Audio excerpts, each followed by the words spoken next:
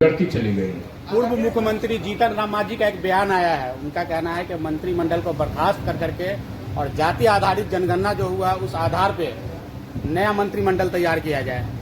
ठीक है, जीतन राम मांझी जी कहे हैं तो अभी कल तक तो वही सरकार में शामिल थे, उसी समय ये सुझाव उनको देना चाहिए था, और अभी भाजपा के साथ है तो वहां जाकर केंद्र में सुझाव ये दे। सर, एक सवाल है कि देश की राजनीति में अभी ईडी कल गिरफ्तार कर ली है आपके सांसद संजय सिंह को, कुछ पत्रकारों पर भी शिकंजा कसा जा रहा है, इसको आप कैसे देख रहे हैं? क्या विपक्ष के ऊपर कार्रवाई हो रही है?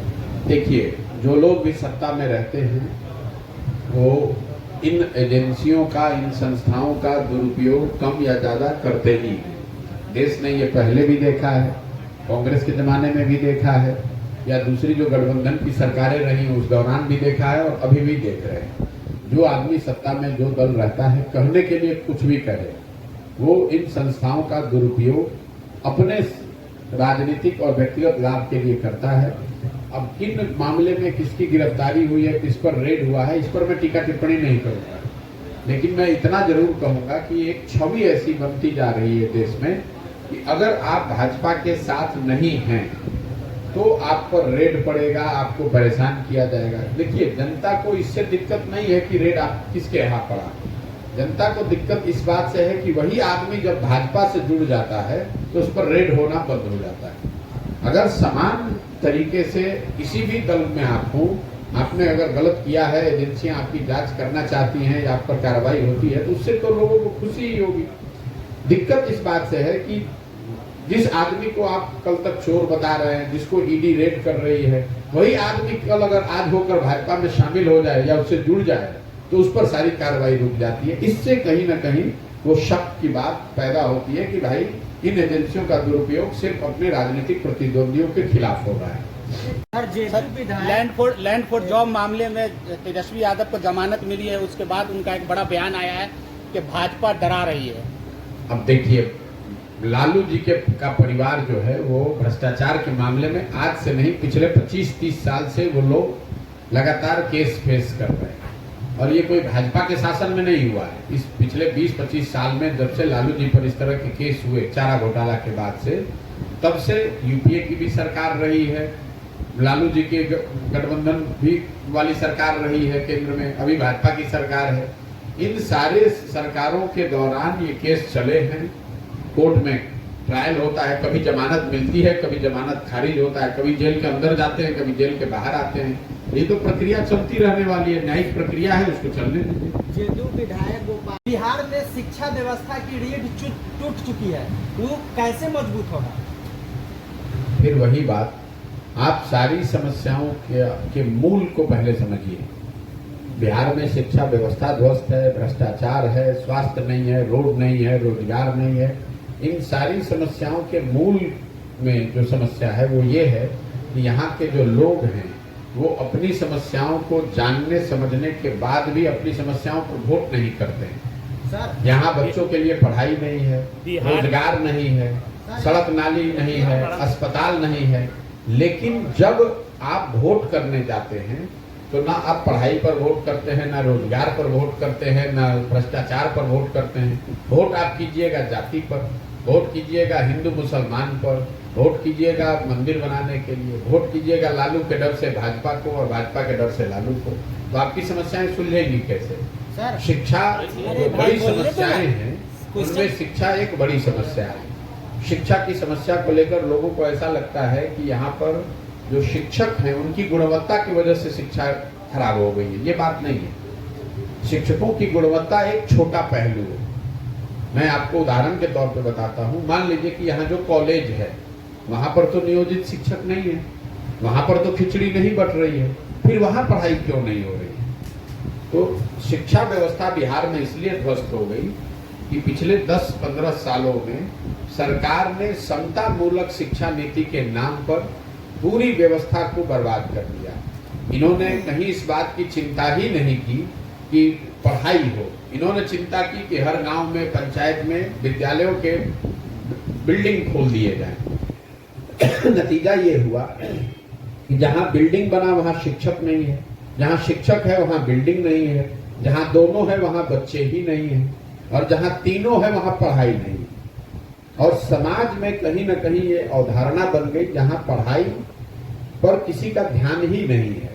आप भी अपने बच्चे को स्कूल भेज रहे हैं तो आपकी भी चिंता पढ़ाई से ज्यादा इस बात को लेकर है कि वहां से खिचड़ी अच्छा मिल रहा है कि नहीं।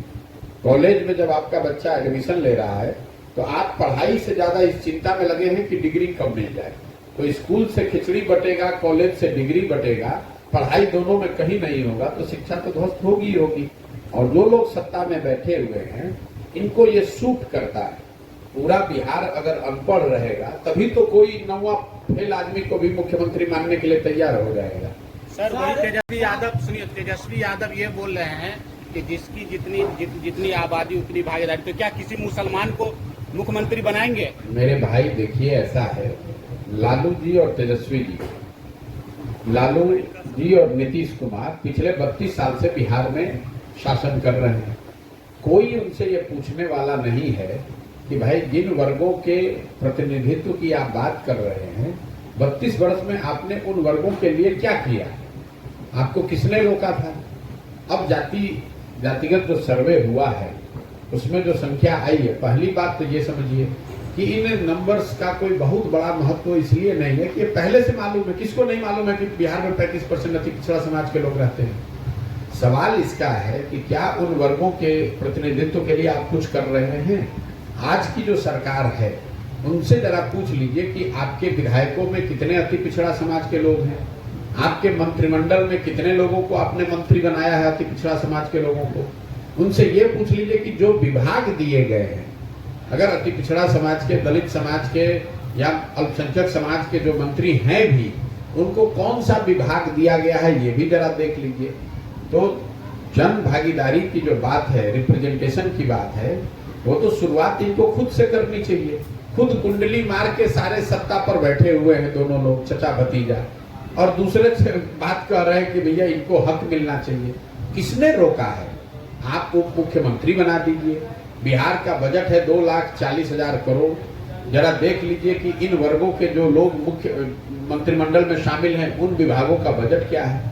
किसने रोका है। नीतीश कुमार जी, आप कल मंत्रिमंडल तो सीएम का एक अधिकार है, कल उसका एक्सपेंशन करें, चेंज करें और उसमें अति पिछड़ा समाज के लोग, दलित समाज के लोग, अल्पसंख्यक समाज के लोगों को उनका प्रतिनिधित्व दें, उनको वो विभाग दें।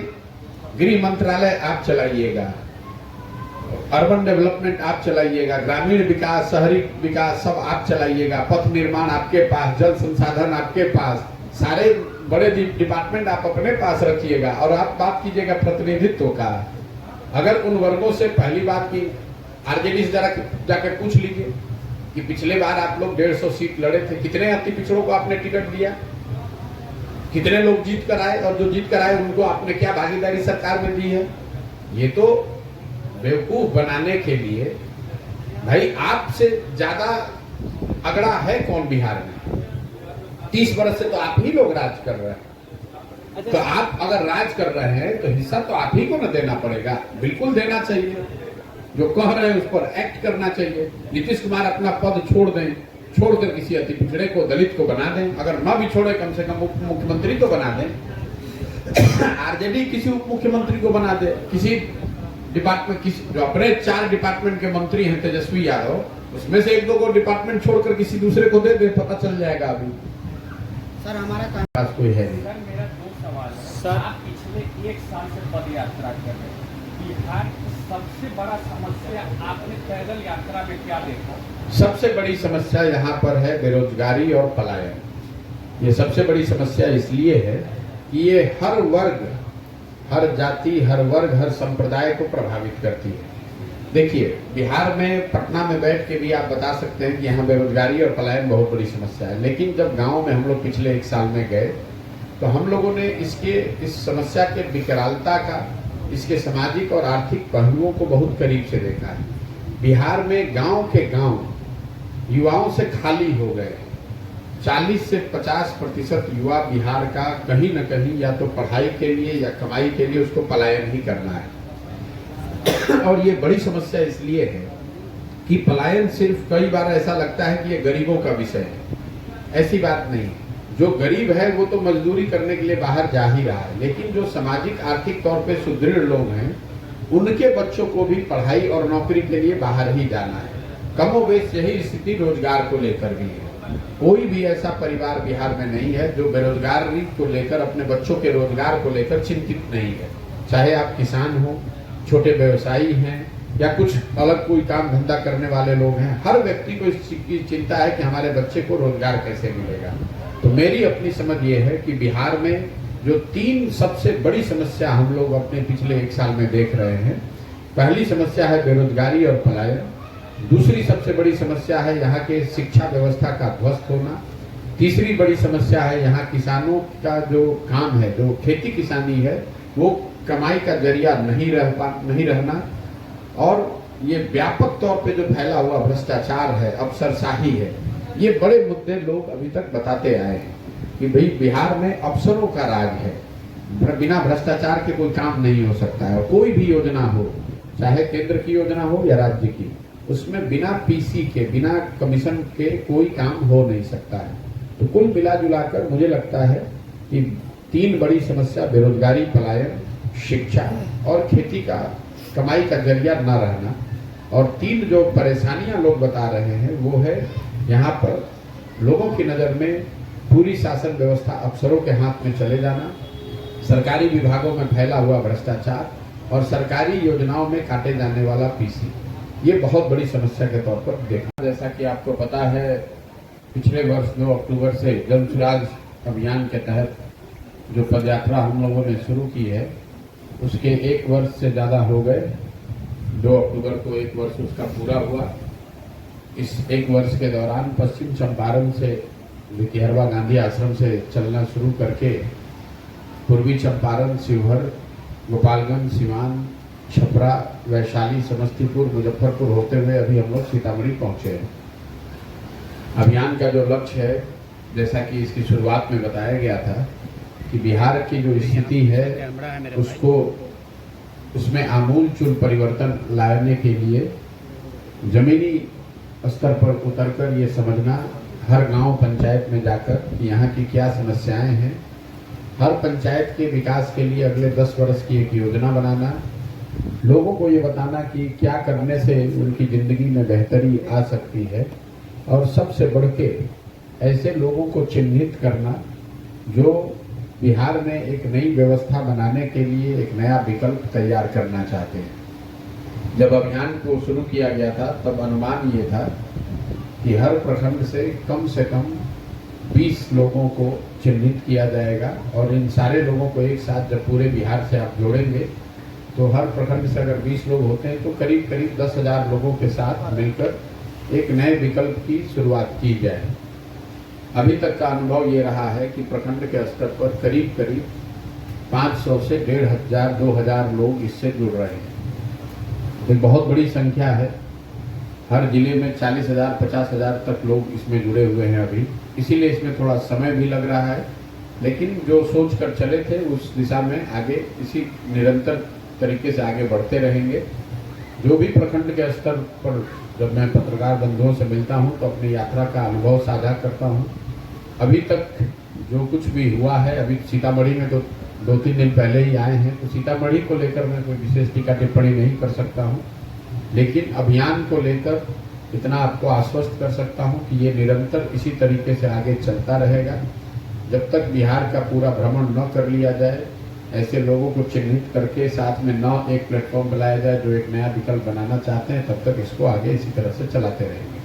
अब आपके जो सवाल हैं सर, बिहार में भ्रष्टाचार चरम सीमा को क्रॉस कर रहा है, कैसे रुकेगा? प्रमुखता से आप हमारे ऑडियंस को, प्रदेश को बताएंगे। देखिए, जहाँ तक भ्रष्टाचार का सवाल है, सही बात है, हम लोग पिछले 1 साल में भी जहाँ पर भी गए हैं, कहीं न कहीं बिहार में इस बात को अब मान लिया गया है कि किसी भी विभाग में काम करना अगर है, कोई काम कराना हो, चाहे आपको अपना जातीय प्रमाण पत्र बनाना है, जन्म मृत्यु का सर्टिफिकेट लेना है, पासपोर्ट बनाना है, रसीद कटवाना है, FIR करना है, कोई भी सरकारी विभाग ऐसा नहीं है, सरकारी काम नहीं है जहाँ पर बिना पैसा दिए हुए काम हो सकता है। अब आपका सवाल यह है कि इसको सुधारा कैसे जा सकता है। सुधार की जो शुरुआत है वो तो समाज से ही होगी। अगर जब मैं हर जगह अपने भाषणों में बता रहा हूँ कि अगर आप वोट देते समय ही खुद पैसा लेकर वोट देंगे, खुद अगर आप मुर्गा भात खाकर पैसा लेकर या दारू का पाउच बॉटल लेकर अगर आप वोट देंगे तो निश्चित तौर पर जो जनप्रतिनिधि चुनकर आएंगे वो चोरी करेंगे ही करेंगे। तो सबसे पहले जो शुचिता है वो समाज से शुरू होनी है। समाज में लोगों को इस बात की जब तक समझ नहीं होगी कि अगर आप पैसा लेकर वोट देंगे तो जो नेता भी चुनकर आएगा उससे आप ईमानदार व्यवस्था की उम्मीद नहीं रख सकते। वो प्रयास है। दूसरा प्रयास ये है कि समाज से अच्छे लोगों को ढूंढ कर लाया जाए जो जनप्रतिनिधि के तौर पर जहां तक हो सके ईमानदारी से काम करें। तीसरा प्रयास ये है कि सरकार जब बने तो उसमें बड़े स्तर पे जन भागीदारी हो। अभी की जो व्यवस्था है ये जनता के द्वारा या जनता के प्रतिनिधियों के द्वारा नहीं चलाई जा रही है, ये तो अफसरों के द्वारा चलाई जा रही है।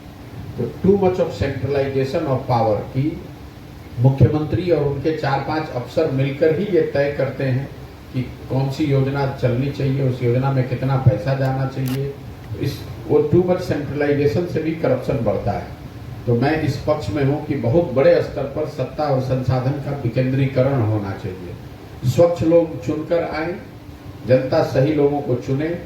दूसरा है कि सत्ता और संसाधन का विकेंद्रीकरण हो। तीसरा है जन भागीदारी। जनता को ये पता ही नहीं है कि सरकार की कौन सी योजना किसको मिलनी है।